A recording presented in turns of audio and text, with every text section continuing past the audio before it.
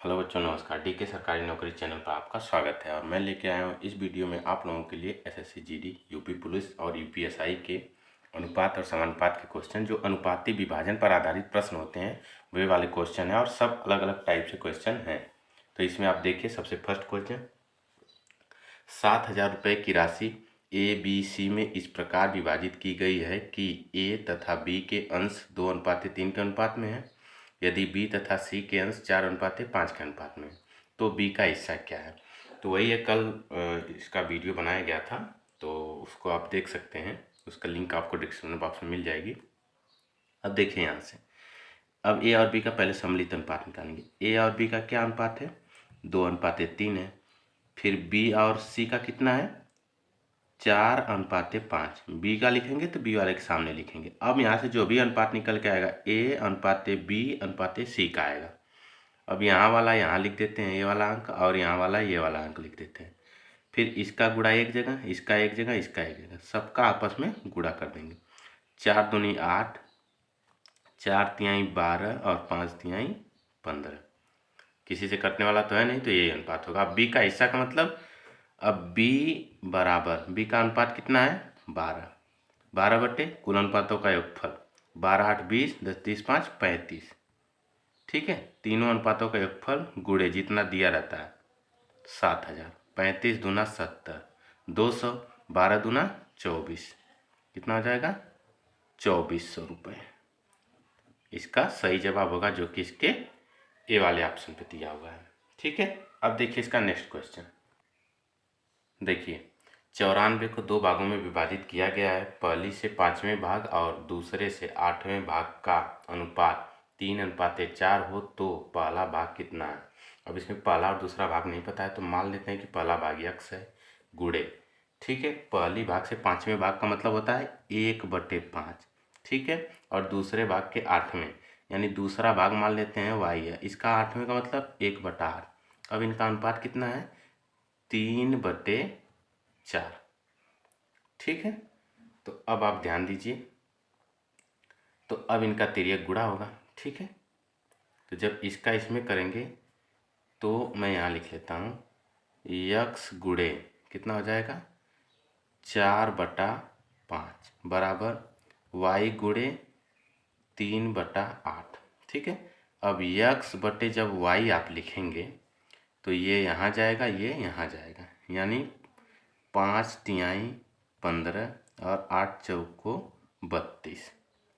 ठीक है, किसी से कटने वाली संख्या तो है नहीं, नहीं कट सकती, तो ये क्या रहेंगे? यही रहेंगे। अब ध्यान दीजिए, पूछा क्या है? पहला भाग, यानी पहला भाग आप क्या माने हैं? यक्स। तो यक्स बराबर पहला भाग 15 बटे दोनों अनुपातों का योगफल, क्योंकि यह अनुपात ऐसे आएगा ना, 15:32। ठीक है, तो जोड़ेंगे तो 5 2 7 3 1 4।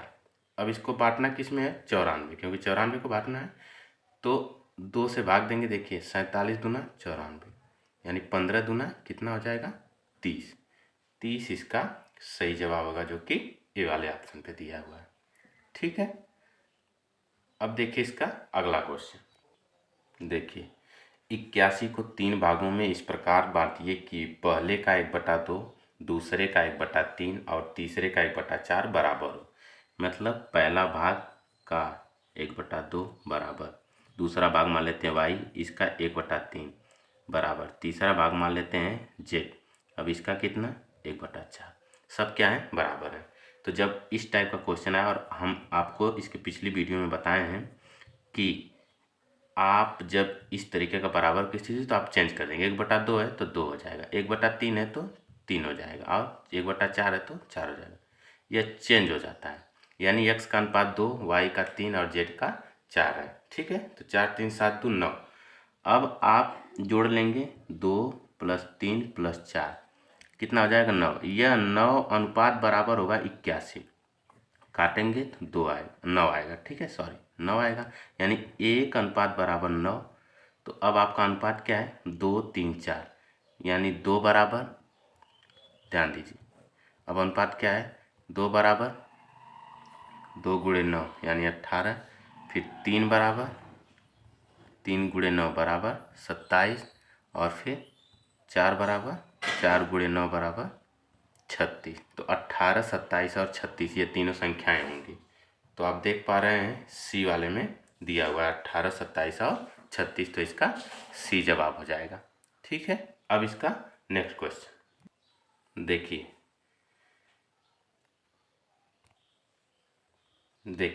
अब जो है ए, बी तथा सी में 1050 रुपये को इस प्रकार विभक्त किया गया है कि ए का भाग बी तथा सी के संयुक्त भाग का 2/5 हो, तब ए को मिलेंगे।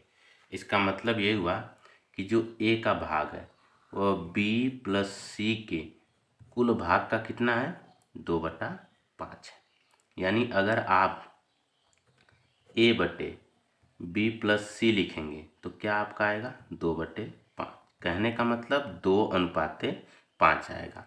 अब ए का भाग आपसे पूछ रहा है तो ए बराबर ए का अनुपात कितना है, 2, पूरे के बटे दोनों अनुपातों का योगफल 5 2 7 गुणे कुल रुपया कितना है, 1050। जब काटेंगे तो 7 एकम 7, 7 पाँचे 35। अब 150 में 2 का गुणा करेंगे तो 15 दूना 30, कितना आ जाएगा, 300। तो 300 इसका सही जवाब होगा, जो कि इसके बी वाले ऑप्शन पे दिया हुआ है। ठीक है, समझने की कोशिश करिए। ए बराबर 2/5 है किसका, देख पा रहे हैं आप, ए का भाग बी तथा सी के संयुक्त भाग का 2/5 है, तो मतलब बी प्लस सी के कुल भाग का 2/5। यहाँ से आप ए और बी प्लस सी दोनों का अनुपात निकाल लेंगे। ए का हिस्सा पूछ रहा है और पूरा निकालने के लिए दोनों अनुपातों का योगफल ए प्लस बी प्लस सी का कितना हो जाएगा, 7। तो यहाँ से आपका 300 आ जाएगा, जो कि बी वाले ऑप्शन पे। अब देखिए नेक्स्ट क्वेश्चन। एक धनराशि को ए बी सी डी बराबर 3:4:9:10 के अनुपात में विभक्त किया जाता है। यदि सी का भाग बी के भाग से 2580 रुपये अधिक हो तो ए तथा डी की कुल राशि कितनी है। ठीक है, तो बस इस टाइप के क्वेश्चन, ये सिर्फ देखने में बड़ा लग रहा है, लगाने में बहुत छोटा है। कह रहा है ना सी का भाग बी के भाग से, तो सी का अनुपात कितना है, सी का जो अनुपात है वो कितना है, 9 है। ठीक है, और बी का अनुपात कितना है, बी का अनुपात देख रहे हैं 4 है। दोनों में अंतर कर दीजिए, जब घटाएंगे तो कितना आएगा, 5 अनुपात। यही 5 अनुपात 2580 रुपये के बराबर होगा। यहाँ से काटेंगे तो 5 5 25, फिर 5 एकम 5, 5 छक्का 30, 1 अनुपात बराबर 516। ठीक है, अब आपसे पूछ रहा है ए तथा डी की कुल राशि, तो ए का अनुपात कितना है, 3। ठीक है, प्लस डी का अनुपात कितना है, 10, जोड़ेंगे तो कितना हो जाएगा, 13। ठीक है, तो अब आप क्या करेंगे कि 13 बराबर 13 अनुपात, मतलब जब एक अनुपात बराबर 516 तो 13 अनुपात बराबर 13 गुणे 516 करेंगे। ठीक है, तो कुल राशि यहाँ से ए प्लस डी की कुल राशि निकल के आएगी। ठीक है, ए प्लस डी का यह अनुपात है। तो देखेंगे तो 13 छक्का 78, 13 कम 13, 13 7 20 और 13 5 65, 66 67, 6708 रुपये, जो कि इसके सी वाले ऑप्शन पे दिया हुआ है। तो इसका सी जवाब सही हो जाएगा और इसका आंसर इतना आएगा। ठीक है, देखिए ध्यान से, एक बार फिर मैं समझा दे रहा हूँ। इस टाइप का जब भी अनुपात दे तो इसमें क्या कह रहा है, मेन रूप से क्या कह रहा है कि सी का भाग बी के भाग से, तो सी का जो अनुपात है 9 है, बी का अनुपात है 4 है, दोनों में से घटा देने पर कितना आ रहा है, यहाँ अनुपात में 5 का अंतर आ रहा है और रुपये में 2580 रुपये का अंतर आ रहा है। तो यहाँ से जब आप काटेंगे तो 516, ए का अनुपात बराबर 516 आएगा। ए और डी का पूछ रहा है, ए का अनुपात 3 है, डी का अनुपात 10 है, तो दोनों जोड़ेंगे 13 अनुपात। अब 13 अनुपात का मतलब 13 गुणे 516, तो इतना इसका सही जवाब हो जाएगा। अगर आपको फिर भी कोई डाउट रह जाता है तो आप हमें कमेंट बॉक्स में कमेंट करिए, नेक्स्ट वीडियो में इसके बारे में बता दिया जाएगा। अब देखिए इसका नेक्स्ट क्वेश्चन। दो संख्याएं, प्राकृतिक संख्याएं 3:5 के अनुपात में है तथा इनका गुणनफल 2160 है, इनमें से छोटी संख्या क्या होगी। अब देखिए अनुपात क्या है, 3:5 है। अब मानना पड़ेगा कि पहली संख्या 3 है और दूसरी क्या है, 5 है। अब इन दोनों का गुणनफल किसके बराबर, 2160। तो पहले आप 5 से काटिए, 5 चौको 20, 5 तिहाई 15, 5 दूनी 10, फिर 3 से काटिए, 3 एकम 3, 3 चौको 12, 3 चौको 12। अब यक्स में यक्स का गुणा करेंगे तो यक्स स्क्वायर बराबर 100 144।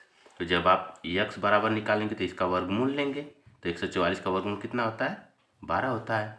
पूछा है में सबसे छोटी संख्या, तो जो छोटा अनुपात होता है वो छोटी होती है, यानी 3 अनुपात बराबर 3 बराबर 3 गुणे 12 कितना आ जाएगा? 36। यही आपकी छोटी संख्या होगी 36, जो कि इसके ए वाले ऑप्शन पे दिया हुआ है, तो इसका ए जवाब बिल्कुल सही हो जाएगा। अब देखिए इसका नेक्स्ट क्वेश्चन।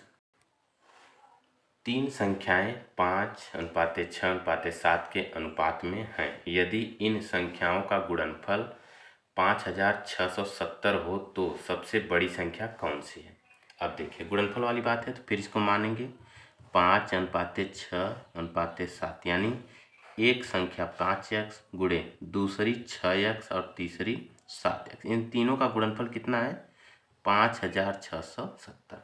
अब बारी बारी से इसको काट दीजिए। 5 से काटेंगे तो 5 एकम 5, 5 एकम 5, 5 3 15, 5 चौको 20।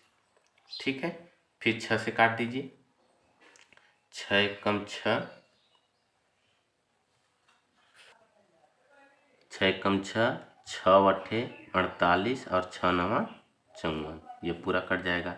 फिर 7 से 7 दूनी 14 और 7 सत्ते 49। अब देखिए यक्स यक्स यक्स 3 बार है तो एक्स क्यूब बराबर आएगा आपका 27। तो जब यहाँ से यक्स बराबर निकालेंगे तो इसका मान कितना होता है? 3 आएगा, क्योंकि 27 का घनमूल 3 होता है। अब आपसे क्या पूछ रहा है? आपसे पूछ रहा है कि सबसे बड़ी संख्या, तो जो बड़ा अनुपात होगा 5 6 7 में 7 बड़ा अनुपात है, तो 7 बराबर 3 गुणे 7, यानी 21 वह सबसे बड़ी संख्या होगी, जो कि इसके सी वाले ऑप्शन पे दिया हुआ है। ठीक है, मैं आशा करता हूँ कि आपको ये 8 क्वेश्चन बिल्कुल बहुत अच्छे तरीके से समझ में आए होंगे। फिर भी अगर आपका कोई भी डाउट रह जाता है तो आप हमें कमेंट बॉक्स में कमेंट कर सकते हैं। वीडियो अगर अच्छा लगा हो तो अपनी राय जरूर व्यक्त करें। वीडियो कैसा लगा और आप जो है कि कौन से टॉपिक में आपको प्रॉब्लम हो रही है वो टॉपिक के बारे में कमेंट करें। नेक्स्ट वीडियो में मैं उसी टॉपिक से रिलेटेड क्वेश्चन लेके आप लोगों के लिए आऊँगा और पूरे SSC का मैथ मैं आपको पूरे फ्री ऑफ कॉस्ट पूरा कंप्लीट कराऊंगा। तो चैनल पे अगर पहली बार विजिट कर रहे हैं तो चैनल को सब्सक्राइब, लाइक और शेयर करना ना भूलें और अपनी राय जरूर व्यक्त करें।